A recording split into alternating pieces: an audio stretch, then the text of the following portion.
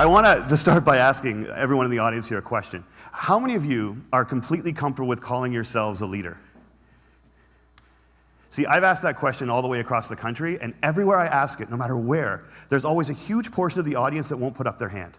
And I've come to realize that we have made leadership into something bigger than us. We made it into something beyond us. We made it about changing the world. And we've taken this title of leader and we treat it as if it's something that one day we're going to deserve. But to give it to ourselves right now means a level of arrogance or cockiness that we're not comfortable with. And I worry sometimes that we spend so much time celebrating amazing things that hardly anybody can do that we've convinced ourselves that those are the only things we're celebrating. And we start to devalue the things that we can do every day. And we start to take moments where we truly are a leader, and we don't let ourselves take credit for it, and we don't let ourselves feel good about it. And I've been lucky enough over the last 10 years to work with some amazing people who have helped me redefine leadership in a way that I think has made me happier. And with my short time today, I just want to share with you the one story that is probably most responsible for that redefinition.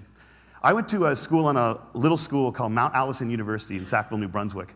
And on my last day there, a girl came up to me and she said, "I remember the first time that I met you."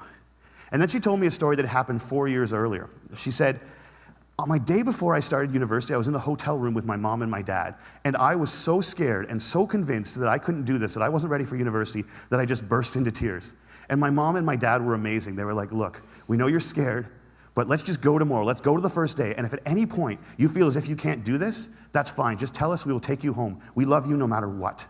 And she says, so I went the next day and I was standing in line getting ready for registration, and I looked around and I just knew I couldn't do it. I knew I wasn't ready. I knew I had to quit. And she says, I made that decision, and as soon as I made it, there was this incredible feeling of peace that came over me.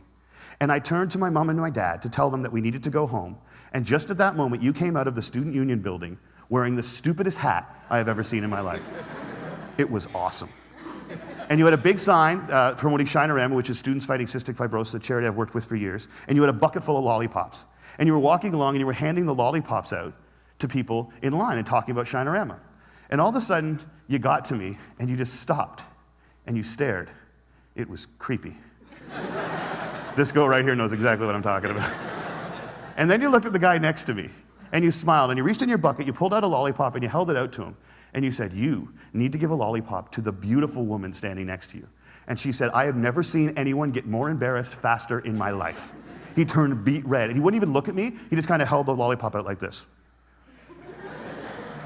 And I felt so bad for this dude that I took the lollipop. And as soon as I did, you got this incredibly severe look on your face and you looked at my mom and my dad and you said, look at that, look at that. First day away from home and already she's taking candy from a stranger. And she said everybody lost it. 20 feet in every direction, everyone started to howl. And I know this is cheesy and I don't know why I'm telling you this, but in that moment when everyone was laughing, I knew that I shouldn't quit. I knew that I was where I was supposed to be, and I knew that I was home. And I haven't spoken to you once in the 4 years since that day, but I heard that you were leaving. And I had to come up and tell you that you've been an incredibly important person in my life, and I'm gonna miss you. Good luck. And she walks away, and I'm flattened. And she gets about 6 feet away, she turns around and smiles and goes, you should probably know this too. I'm still dating that guy 4 years later.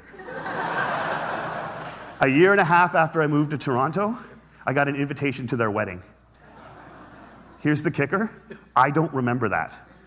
I have no recollection of that moment, and I've searched my memory banks because that is funny, and I should remember doing it, and I don't remember it. And that was such an eye-opening, transformative moment for me to think that maybe the biggest impact I'd ever had on anyone's life, a moment that had a woman walk up to a stranger 4 years later and say, you've been an incredibly important person in my life, was a moment that I didn't even remember. How many of you guys have a lollipop moment, a moment where someone said something or did something that you feel fundamentally made your life better? All right. How many of you have told that person they did it? See, why not? We celebrate birthdays where all you have to do is not die for 365 days.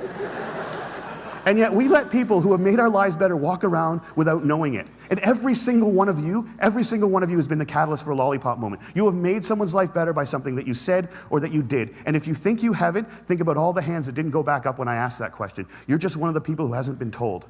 But it is so scary to think of ourselves as that powerful. It can be frightening to think that we can matter that much to other people. Because as long as we make leadership something bigger than us, as long as we keep leadership something beyond us, as long as we make it about changing the world, we give ourselves an excuse not to expect it every day from ourselves and from each other. Marianne Williamson said, our greatest fear is not that we are inadequate. Our greatest fear is that we are powerful beyond measure. It is our light and not our darkness that frightens us.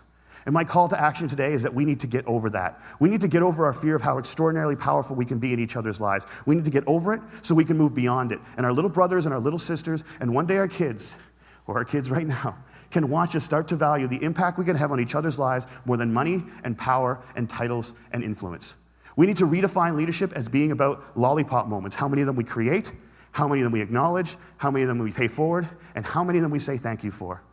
Because we've made leadership about changing the world, and there is no world. There's only 6 billion understandings of it. And if you change one person's understanding of it, one person's understanding of what they're capable of, one person's understanding of how much people care about them, one person's understanding of how powerful an agent for change they can be in this world, you've changed the whole thing.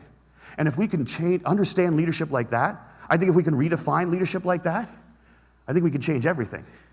And it's a simple idea, but I don't think it's a small one. And I want to thank you all so much for letting me share it with you today. Have a great day at TED. I'll see you later.